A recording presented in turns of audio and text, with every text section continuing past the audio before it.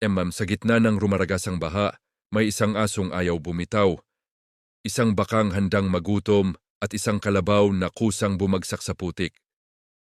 Ginawa nila ito hindi para iligtas ang kanilang mga sarili, kundi para iligtas ang taong minsan lang naging mabuti sa kanila.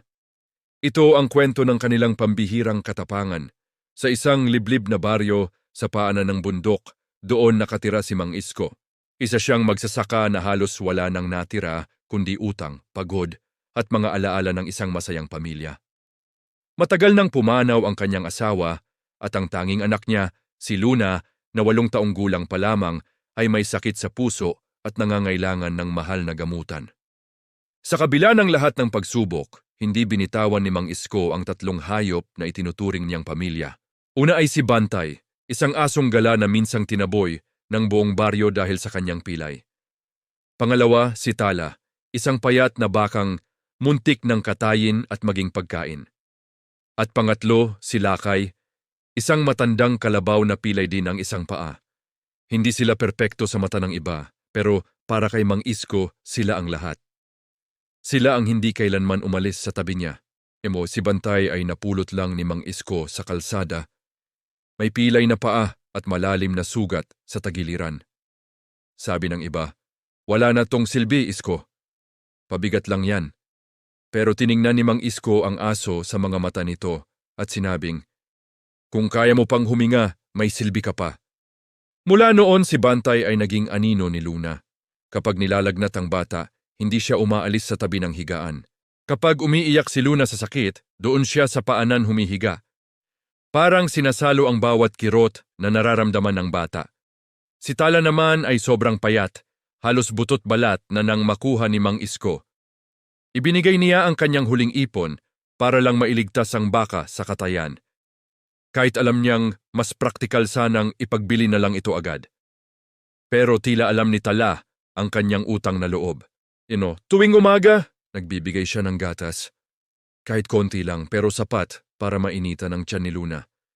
Isang beses, 2 araw na hindi kumain si Tala.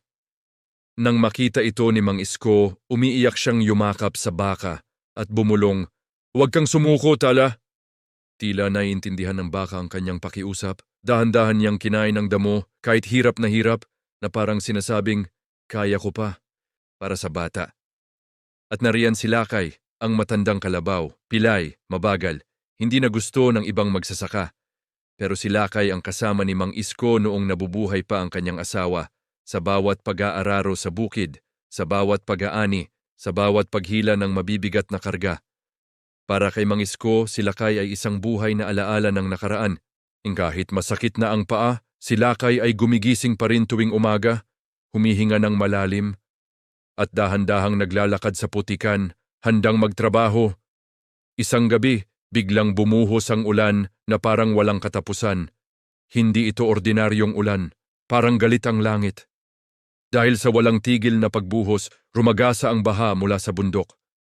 Mabilis, malalim, nakakatakot. Sa gitna ng kaguluhan, si Luna ay nawalan ng malay dahil sa taas ng lagnat. Si Mang Isko, pagod at nanghihina, ay hindi makabangon. Sumisigaw siya ng tulong pero ang tanging naririnig ay ang ugong ng tubig. Walang sumasagot. Dito na pumasok ang 3 bayani. Tumahol si Bantay ng napakalakas, paulit-ulit, walang tigil. Ang kanyang tahol ay puno ng pagmamakaawa.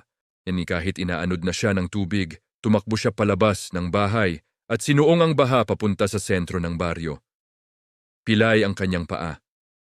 Puno ng takot ang kanyang puso. Pero mas malakas ang pagmamahal niya para sa kanyang pamilya. Habang patuloy na tumataas ang tubig sa loob ng bahay, itinulak ni Tala ang kanyang sarili sa harap ng pinto. Ginamit niya ang kanyang katawan para harangan ang malakas na agos.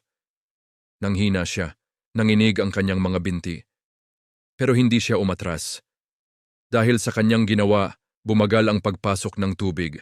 Sapat na panahon para kay Mang Isko na maidala si Luna sa mas mataas na bahagi ng bahay. Sa labas naman, si Lakay, ang matandang kalabaw na pilay, ay humiga sa putikan sa harap mismo ng bahay. Ginawa niyang harang ang kanyang malaking katawan laban sa rumaragasang baha. Naririnig ang kanyang mahinang ungol, Isang tunog ng sakit at sakripisyo. Tahimik niyang tiniis ang lahat. Hindi siya tumayo. Nanatili siyang nakahiga hanggang sa unti-unting humupa ang baha. Nang sa wakas ay marating ng mga taga-baryo ang bahay ni Mang Isko.